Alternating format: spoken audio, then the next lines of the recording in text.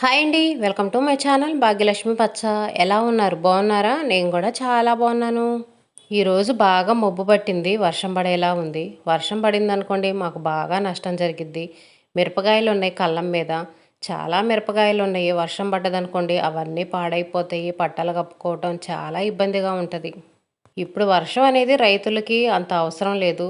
ఇప్పుడు పడే వర్షం వల్ల నష్టం తప్పనిచ్చే లాభం అయితే లేదు. ఇప్పటికైతే వర్షం ఏం లేదు. లైట్గా మబ్బు పట్టి అయితే ఉంది. వర్షం పడకుండా ఉంటే బాగుండు అనుకుంటున్నాము. ఇంకేదేమైనా మనం చేయాల్సింది చేయాలి, తప్పదు కదా.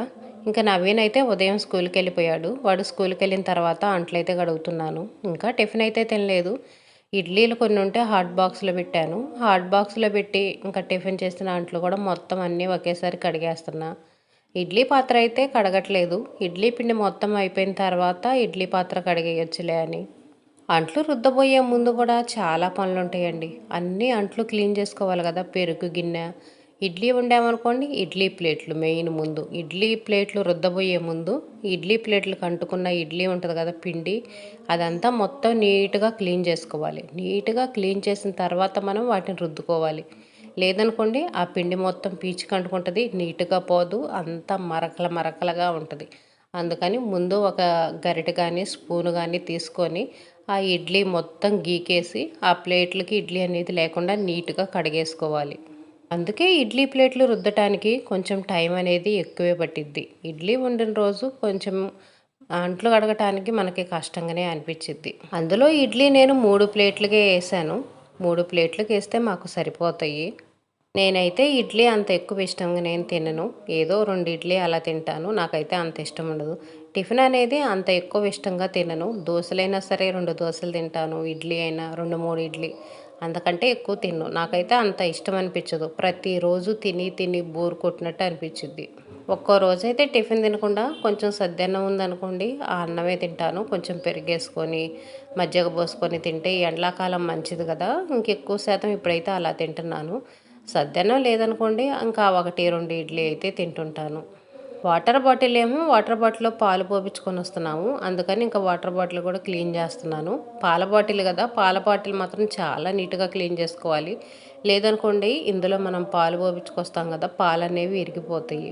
పాలు దగ్గరలో ఉన్నప్పుడు పాలు పోపించుకురావడానికి ఒకళ్ళకొకళ్ళం గొడవ పడేవాళ్ళం, నువ్వెళ్ళు అని. ఇప్పుడైతే దూరం కదా, దూరం అయ్యేటప్పటికి చక్కగా నవీన్ వెళ్ళి పోపించుకొస్తున్నాడు. మేము చెప్పే పని లేకుండా వాడే వెళ్తున్నాడు. ఇంకా దూరం అయితే నేను వెళ్ళను కదా, అందుకని. అంట్లయితే కడిగి పక్కన పెట్టేశాను. ఇంక ఇదిగోండి బట్టలు ఉతుకుతున్నాను. బట్టలు సరుపులో నానబెట్టి బ్రష్ కొట్టాను. మామూలుగా చిన్న చిన్న బట్టలు ఉంటాయి కదా, పిల్లల టీ షర్ట్లు కానీ షర్ట్లు కానీ, ఇంకా అలాంటి చిన్న చిన్నవి అయితేనేమో బ్రష్ కొట్టి కానీ చేతితో నలిసి కానీ ఉతికేస్తాను. ఇంకా పెద్ద బట్టలు ముద్ది ఉంటాయి చూడండి, అవైతేనేమో సబ్బు పెట్టి బ్రష్ కొట్టి ఇలా బండకేసి బాది ఉతుకుతాను. ఇలా ఉతికాను అనుకోండి మురికి త్వరగా పోయిద్ది.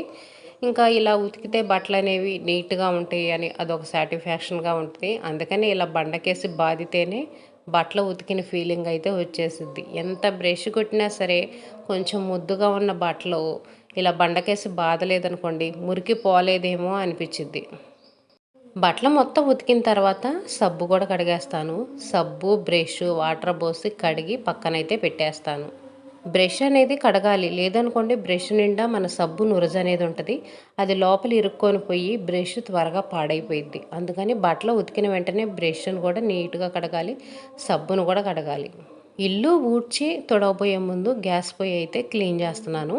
ఇంకా గ్యాస్ పొయ్యి మీద ఉన్న వస్తువులన్నీ తీసేసాను. సామాన్లన్నీ తీసేసి సర్దేసి అంట్లు కూడా కడిగేసాను కదా. ఇంకా ఇడ్లీ పిండి అవన్నీ అయితే ఫ్రిడ్జ్లో పెట్టేశాను. ఇడ్లీ పిండి కొంచెం మిగిలింది రేపటికి కూడా, ఇంకా ఫ్రిడ్జ్లో పెట్టేసా. చట్నీ కూడా మిగిలింది, చట్నీ కూడా ఫ్రిడ్జ్లో పెట్టేశాను.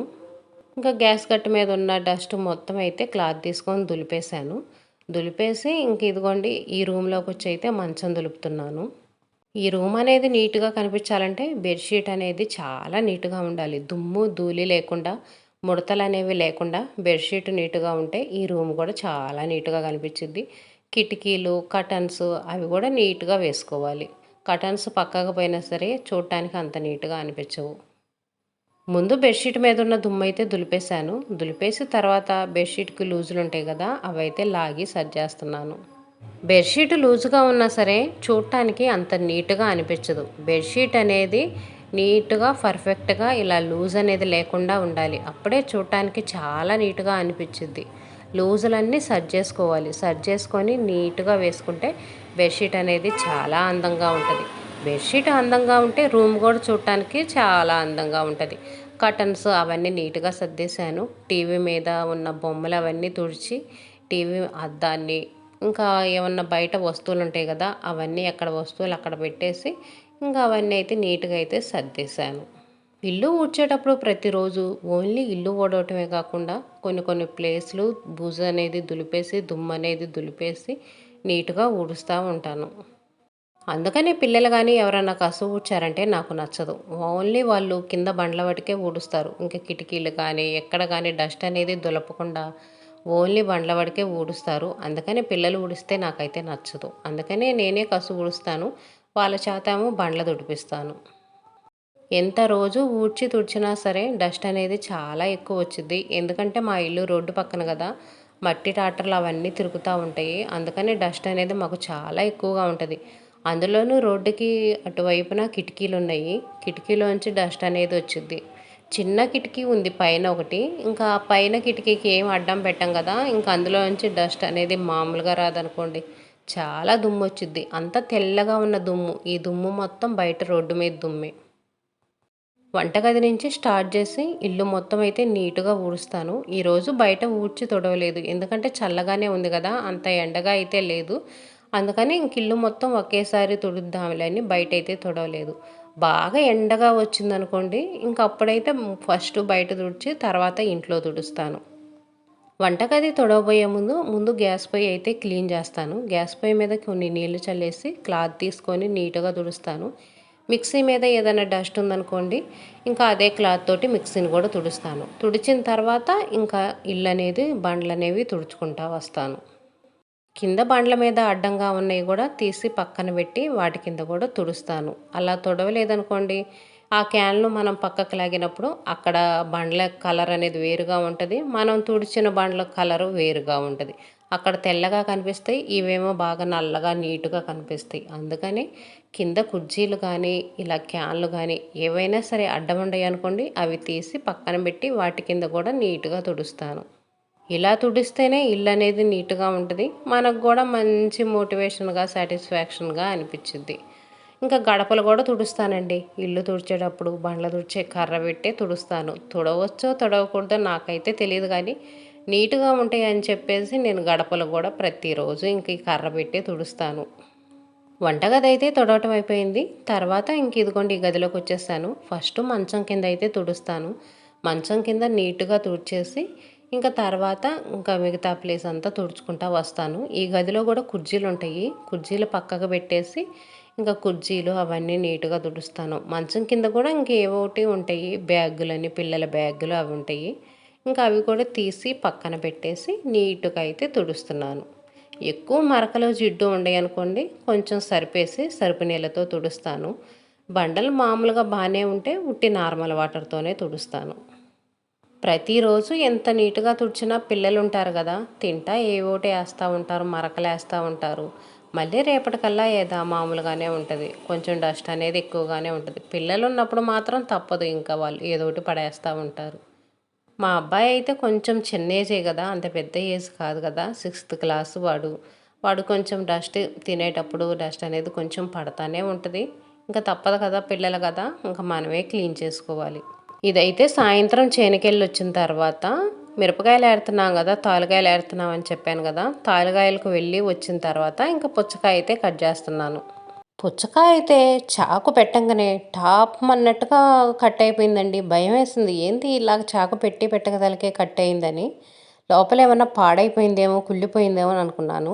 బాగానే ఉంది, వాసన అయితే రావట్లేదు. పుచ్చకాయ తీసుకొచ్చి అయితే 2 days అవుతుంది. దీన్ని ఫ్రిడ్జ్లో కూడా పెట్టలేదు, బయటే ఉంచాను. ఫ్రిడ్జ్లో పెట్టామనుకోండి పట్టదు కదా కాయ, అందుకనే బయట ఉంచాను.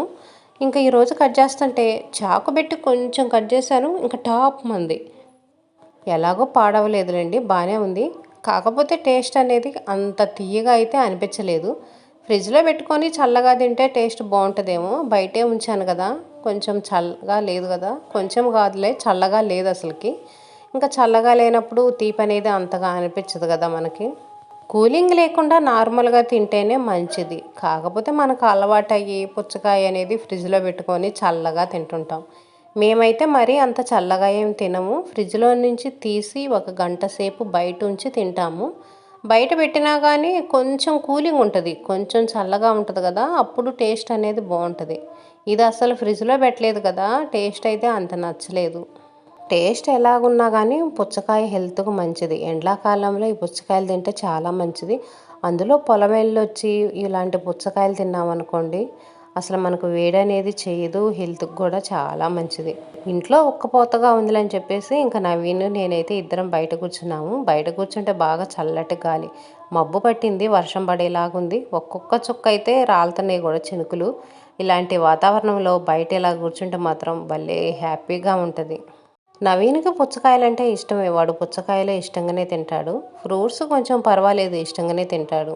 బయట చల్లటి గాలికి మాత్రం భలే హాయిగా ఉందనుకోండి. కాకపోతే ఒక్క ప్రాబ్లమ్ ఉంటది. ఎందుకంటే దోమలు కుడతాయి. దోమలు మాత్రం ఇప్పుడు ఆ కాలం అని లేదు, ఈ కాలం అని లేదండి. ఏ కాలంలోనైనా దోమలనేవి ఎక్కువగా ఉంటున్నాయి. లేదనుకోండి అసలు ఎండాకాలంలో బయట ఆరు బయట పడుకుంటే అసలు ఎంత చల్లగా ఉంటుందో. ఇంట్లో ఏసీలు కానీ, ఫ్యాన్లు కానీ ఏమీ సరిపోవు. అంత చల్లటి గాలి వచ్చుద్ది. మేమైతే ఆరు బయటను కూర్చొని చక్కగా పుచ్చకాయ తింటా మాత్రం ఎంజాయ్ చేస్తున్నాము. ఇదేనండి ఈరోజు వీడియో. వీడియో నచ్చితే లైక్ చేయండి, షేర్ చేయండి, సబ్స్క్రైబ్ చేసుకొని వీడియో ఎలా ఉందనేది కామెంట్ పెట్టండి.